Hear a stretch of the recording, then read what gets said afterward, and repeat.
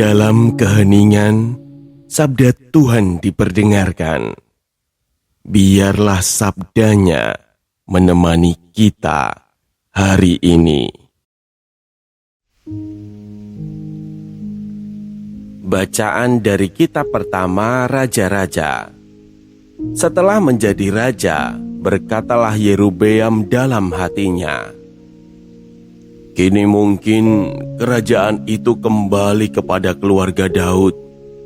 Jika bangsa itu tetap pergi mempersembahkan korban sembelihan di rumah Tuhan di Yerusalem, maka pastilah hati bangsa ini akan berbalik kepada Tuhan mereka, yaitu Rehabeam, Raja Yehuda.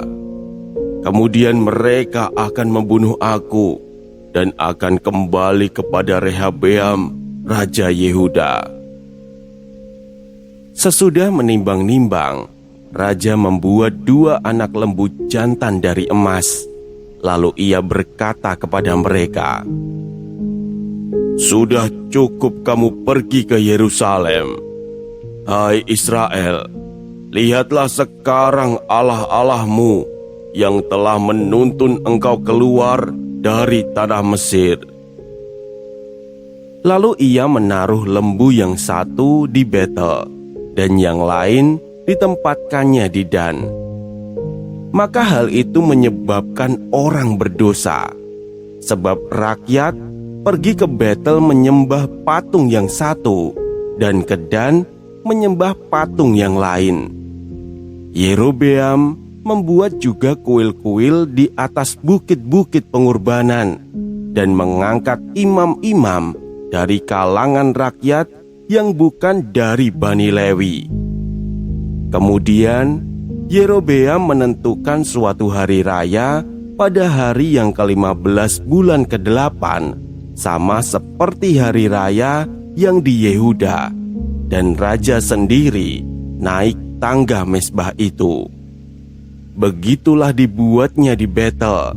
Ia mempersembahkan kurban kepada anak-anak lembu yang telah dibuatnya itu, dan ia menugaskan di Betel imam-imam bukit pengorbanan yang telah diangkatnya. Raja Yerobeam tidak berbalik dari kelakuannya yang jahat itu, tetapi mengangkat pula imam-imam dari kalangan rakyat untuk bukit-bukit pengorbanan. Siapa saja yang mau ditahbiskannya menjadi imam untuk bukit-bukit pengorbanan, dan tindakan itu menjadi dosa bagi keluarga Yerobeam, sehingga mereka dilenyapkan dan dipunahkan dari muka bumi. Demikianlah sabda Tuhan. Saudara-saudaraku yang terkasih, dalam bacaan hari ini, Yerobeam merasa takut. Ia berpikir kalau rakyat tetap pergi ke Yerusalem untuk beribadah, hati mereka bisa kembali kepada raja di sana. Karena rasa takut itu, ia mengambil keputusan sendiri. Ia membuat 2 patung anak lembu emas dan berkata kepada rakyat, "Inilah Allah-Allahmu." Ia juga mendirikan tempat ibadah sendiri dan mengangkat imam-imam yang bukan dari keturunan Lewi. Ia bahkan menetapkan hari raya menurut keinginannya sendiri. Semua ini dilakukan bukan karena Tuhan yang memerintahkannya, tetapi karena ia ingin menjaga kekuasaannya. Di bagian akhir dikatakan, Yerobeam tidak berbalik dari jalannya. Ia tetap meneruskan kebiasaan itu, dan itulah yang akhirnya menjadi sebab kehancuran keluarganya.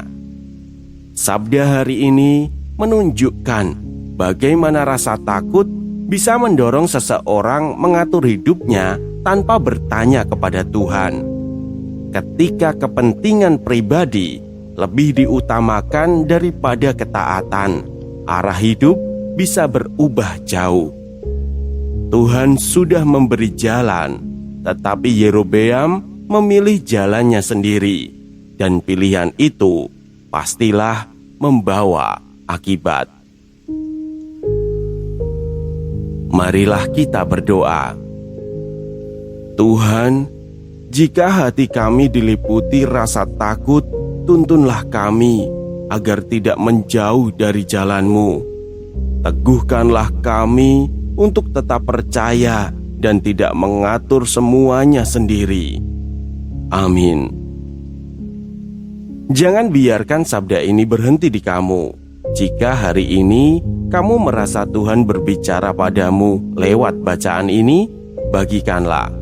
Sebab setiap kali kamu meneruskan sabdanya, kamu sudah ikut ambil bagian dalam karya pewartaan. Semoga tersampaikan berkah dalam.